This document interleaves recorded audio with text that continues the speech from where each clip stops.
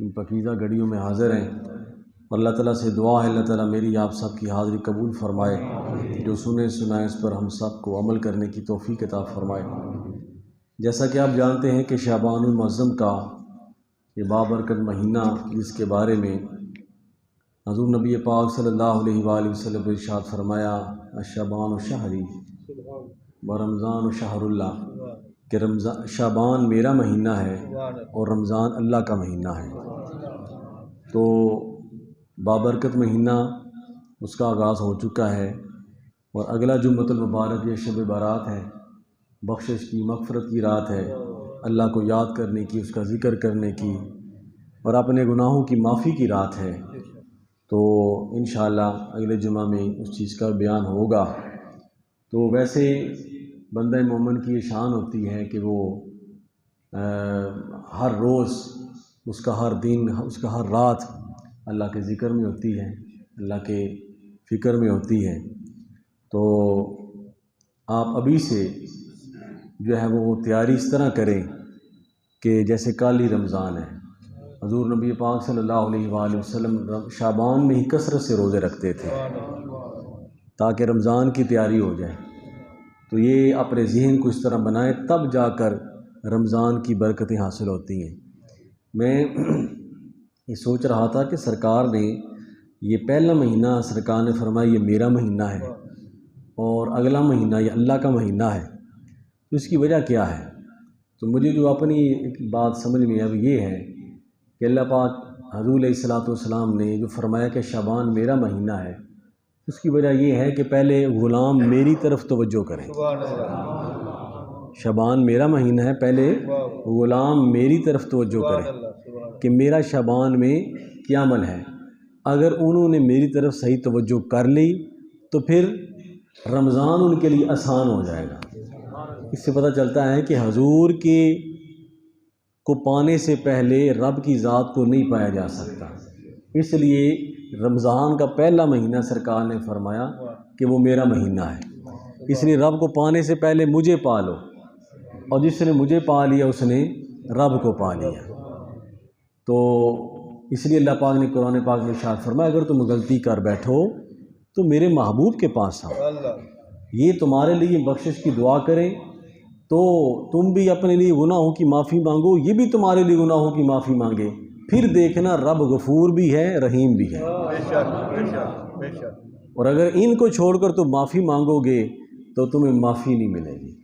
تو چونکہ آج کا جمعۃ المبارک جو ہے یہ ہم نے پچھلے جمعہ میں نے بتایا تھا کہ ہمارے کینٹ کے دوستوں نے، جناب محمد علی بھٹا صاحب نے اور جناب افضل بٹ صاحب نے، دیگر ان کے جو دوست احباب ہیں، انہوں نے ایک خزانہ درود شریف کے نام سے کافی عرصہ پہلے ہی ہم نے سلسلہ شروع کیا تھا۔ تو اللہ کے فضل و کرم سے پچھلے سال بھی ہم نے جمعۃ المبارک کے موقع پر یہ سرکار کی بارگاہ میں اپنا تحفہ پیش کیا تھا، اور اس سال بھی اس جمعہ کو جمعہ کا انتخاب اس لیے کرتے ہیں کہ حضور نے فرمایا کہ جو مجھ پر جمعے کے دن سلام بھیجتا ہے، جو جمعے کے دن، بلکہ حضور نے فرمایا جمعہ کے دن کثرت سے مجھ پر سلام بھیجا کرو، کثرت کے ساتھ، کیونکہ جمعے کے جو حوال ہیں، جمعے کے جو معاملات ہیں، کیونکہ سب سے بابرکت دن ہے، سب سے اعلیٰ دن ہے، اس لیے حضور نے فرمایا جمعہ مبارک کو کثرت کے ساتھ مجھ پر درود و سلام بھیجا کرو۔ اور جو اہل محبت ہوتے ہیں جب وہ مجھ پر سلام بھیجتے ہیں تو ان کے سلام کا جواب میں خود دیتا ہوں۔ جتنی توجہ، جتنی محبت کے ساتھ وہ سلام پیش کرتا ہے، وہاں سے جواب بھی اتنی محبت کے ساتھ آتا ہے۔ تو ہم نے یہ درود و سلام کا نذرانہ آج بھی پیش کرنا ہے۔ میں بعد میں بتاؤں گا کہ ہم نے کتنا مختلف مساجد سے جو ہم نے بخش رکھے تھے کتنا اکٹھا کیا ہے، تو پھر ہم 4-5 منٹ خود بھی کھڑے ہو کر درود و سلام پڑھیں گے، اور اس کے بعد حضور کی بارگاہ میں یہ پیش کریں گے۔ ہو سکتا ہے یہی گھڑیاں ہماری بخشش کا اور نجات کا ذریعہ بن جائیں، کیونکہ شعبان حضور نے فرمایا میرا مہینہ ہے۔ تو اس سے پتہ یہ چلتا ہے کہ اس مہینے میں حضور پر کثرت سے درود و سلام پڑھیں۔ انشاءاللہ وہ تھوڑا سا درود و سلام کی فضیلت کے بارے میں آپ کو چند احادیث سناتے ہیں، پھر اس کے بعد جو ہے وہ ہم یہ درود و سلام کا ایک سلسلہ جو ہے وہ 5-10 منٹ کے لیے ہم کرتے ہیں۔ حضور علیہ الصلوۃ والسلام کی شان یہ ہے کہ اللہ تعالیٰ نے ارشاد فرمایا ان اللہ و ملائکتہ یصلون علی النبی، کہ بے شک اللہ اور اس کے فرشتے یہ اپنے نبی خاص پر درود و سلام پڑھتے ہیں۔ یا ایھا الذین آمنوا صلوا علیہ وسلموا تسلیما، اس لیے اے ایمان والو تم نے میرے نبی پر درود بھی پڑھنا ہے، سلام بھی پڑھنا ہے۔ درود بھی پڑھنا ہے اور سلام بھی پڑھنا ہے، کیونکہ رب یہ ہر وقت ہی عمل کرتا رہتا ہے۔ حضور نبی پاک صلی اللہ علیہ وآلہ وسلم پر جب رب درود بھیجتا ہے تو اس کا معنی یہ ہوتا ہے کہ اللہ تعالیٰ اپنے محبوب کے ذکر کو بلند کرتا ہے۔ جب حضور کا ذکر بلند ہوتا ہے تو سمجھ جایا کرے رب اپنے محبوب پر درود بھیج رہا ہے، اور اللہ تعالیٰ اپنے دین کو غلبہ دیتا ہے تو سمجھ جائیں اللہ اپنے محبوب پر درود بھیج رہا ہے۔ اور پھر حضور کا جو پیغام ہے وہ عام ہوتا ہے تو سمجھ جائیں کہ یہ اللہ اپنے محبوب پر درود بھیج رہا ہے۔ یہ اللہ تعالیٰ کی طرف سے درود ہے جو ہر وقت حضور پر برستا رہتا ہے، بلکہ اس کی ایک جھلک حدیث پاک میں اس طرح آتی ہے کہ 70,000 فرشتے صبح آتے ہیں، درود و سلام پیش کرتے ہیں۔ اب پتہ نہیں وہ کس انداز میں، کس محبت میں، کس پیار میں وہ درود و سلام پیش کرتے ہیں، یہ خدا جانے یا اس کا محبوب جانے کہ وہ فرشتے کیسے آتے ہیں، کیسے سلام پیش کرتے ہیں اور کیسے ان کے حوال ہیں۔ پھر 70,000 فرشتے شام کو آتے ہیں، اور قیامت تک یہ عمل جاری ہے کہ جب ایک مرتبہ صبح کے فرشتے آتے ہیں قیامت تک ان کی باری نہیں آتی۔ اب خود اندازہ لگائیں کہ اللہ اپنے محبوب کے ذکر کو کس قدر بلند کر رہا ہے۔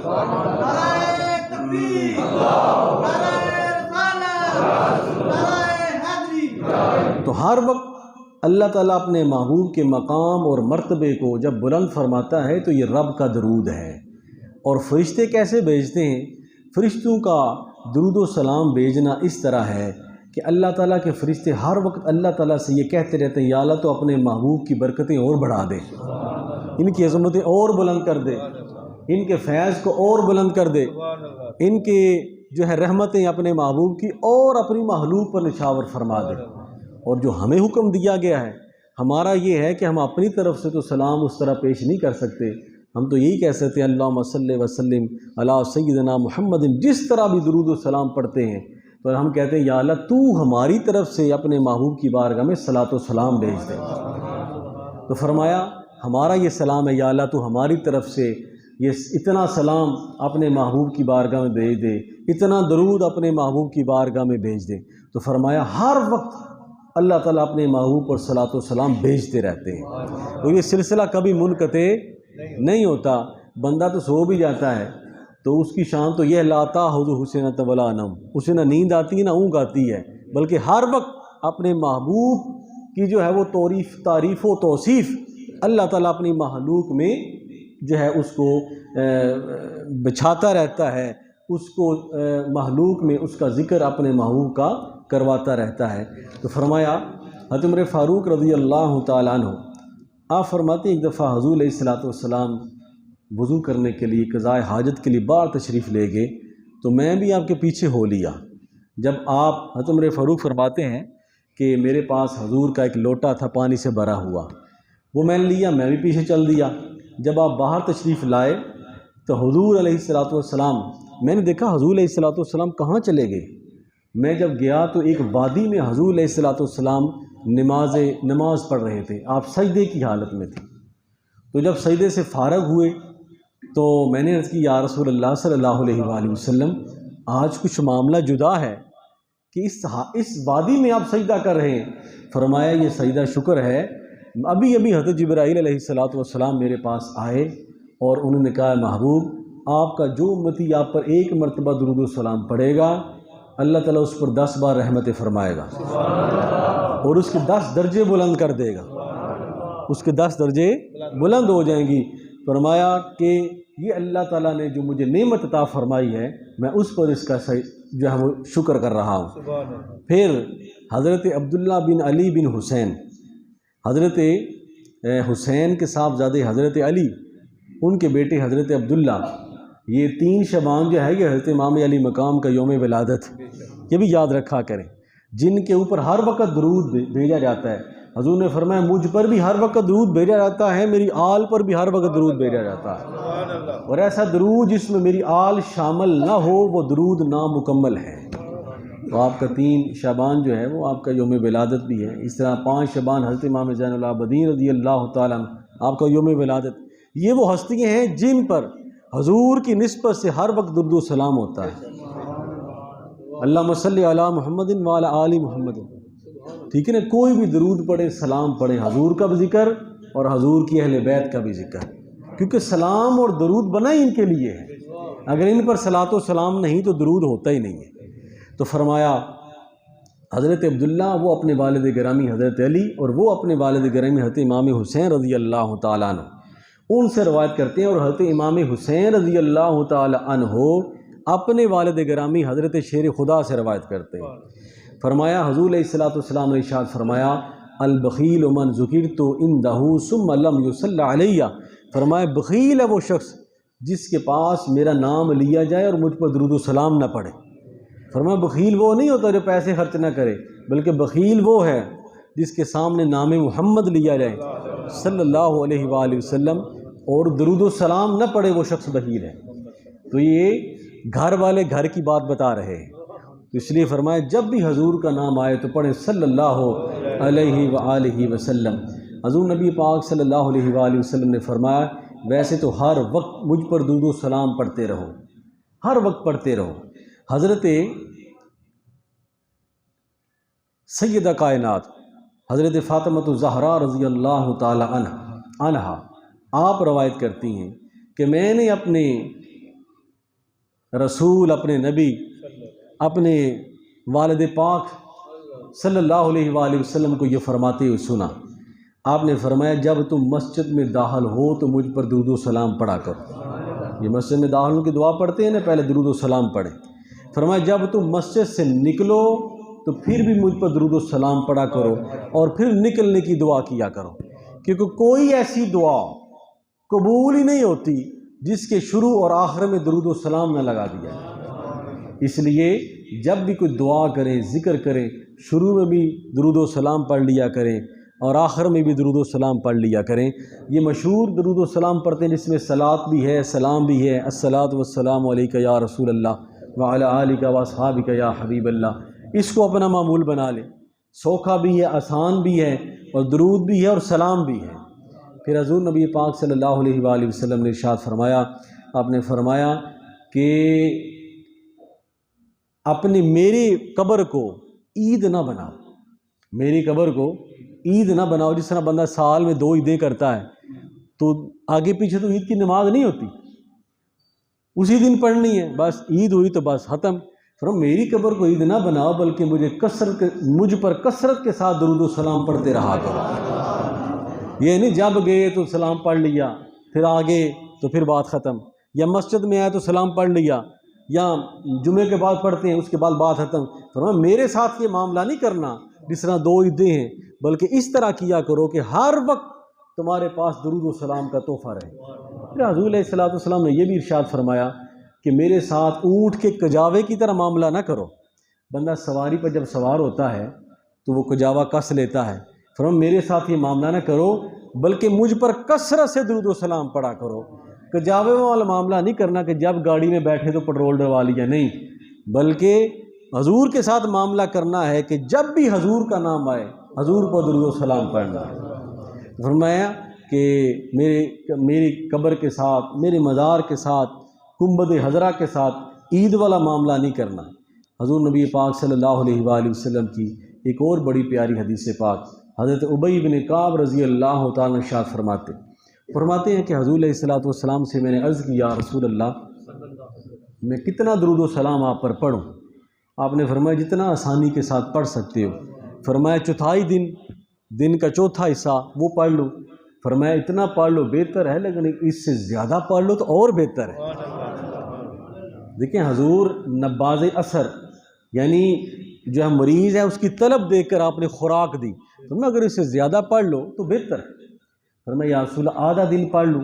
فرمایا یہ تو بہت ہی بہتر ہے، لیکن اگر اس سے زیادہ پڑھ لو تو اور بہتر ہے۔ یا رسول اللہ پھر 3 حصے حضور پر درود و سلام پڑھتا رہوں؟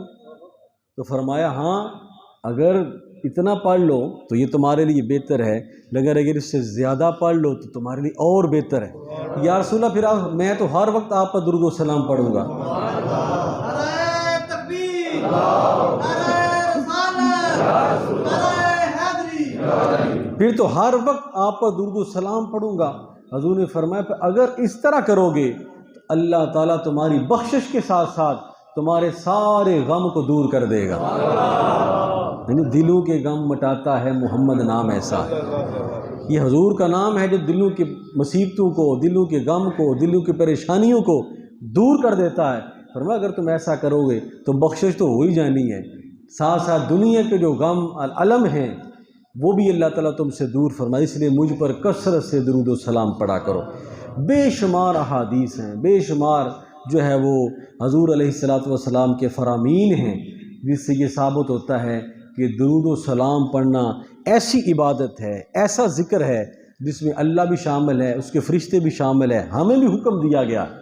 بعض نے یہ کہا ہے کہ حضور پر درود و سلام پڑھنا واجب ہے، روزانہ درود و سلام پڑھنا واجب، کیونکہ رب نے حکم دیا ہے۔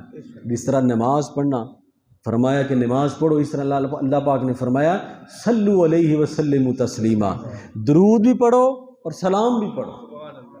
اور صلو علیہ وسلم تسلیما، سلام ایسے پڑھو جیسے سلام پڑھنے کا حق ہے، سلام ایسے پڑھو جیسے سلام پڑھنے کا حق ہے، جیسے مولانا جامی نے پڑھا ہے، جیسے تاجدار بریلی نے پڑھا ہے، جیسے علامہ شرف الدین بصیری رحمۃ اللہ تعالی نے پڑھا ہے۔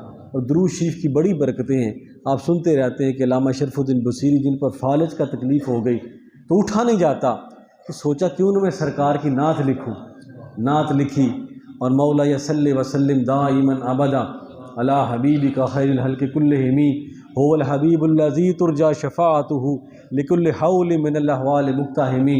تو جب یہ نعت لکھی، نعت لکھنے کے بعد سو گئے تو قسمت بیدار ہو گئی اور سرکار کی زیارت ہوئی تو آپ نے وہ قصیدہ بردہ کا معنی چادر ہے، تو فرمایا وہ نعت سناؤ شرف الدین جو تم نے لکھی ہے۔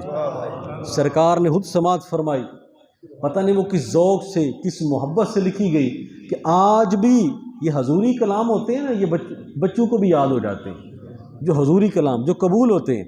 تو فرمایا کہ جب سنائی تو حضور علیہ السلام نے اپنی چادر مبارک اتار کر آپ کو عنایت فرمائی۔ صبح اٹھے تو جسم سارا ٹھیک تھا۔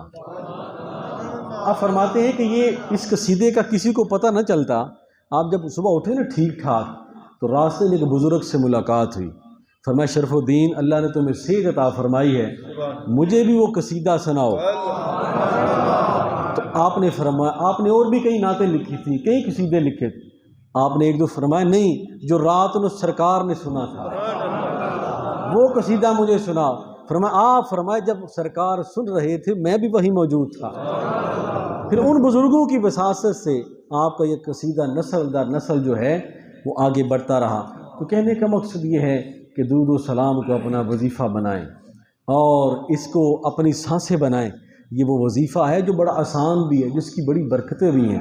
تو ہم نے یہ سلسلہ شروع کیا تھا اور ہمارے دوستوں نے جو ہے وہ اس کو بڑے احسن طریقے کے ساتھ مختلف مساجد میں بخش رکھے گئے اور بڑے دوستوں نے حضور کی بارگاہ میں ہدیات پیش کیے۔ تو میں نے یہ مناسب سمجھا کہ جمعۃ المبارک کے مبارک موقع پر نیکی وہ ہے جو سب کے ساتھ مل کر کی جائے، یہ خیر وہ ہوتی ہے، ورنہ ہم اکیلے کر لیں تو یہ بھی قبول ہو جاتا ہے، لیکن سب کو مل کر، یہ حضور کی سنت ہے کہ آپ جب کسی جنگ پہ حصہ ڈالتے تو آپ سب صحابہ کو بلاتے بھی سارے حصہ ڈالیں۔ تو اس لیے میں چاہتا ہوں کہ آپ بھی اس میں شامل ہو جائیں، اور ہو سکتا ہے کوئی ایسا پرخلوص بندہ بیٹھا ہو جس کی حاضری کی وجہ سے ہم سب کی حاضری قبول ہو جائے، تو حضور کی ایک نگاہ چاہیے تو بندے کا بیڑا پار ہو جاتا ہے۔ درود شریف کو اپنا وظیفہ بنائیں، اپنے بچوں کے لیے اس کا جو ہے ان سے یہ سنا کریں کہ حضور پر درود پڑھنا بھی آتا کہ نہیں آتا، کہ صرف وہ گیم میں اتنے کھب گئے ہیں، اور انہوں نے سے پوچھا کریں کہ حضور پر درود و سلام پڑھ کے سناؤ۔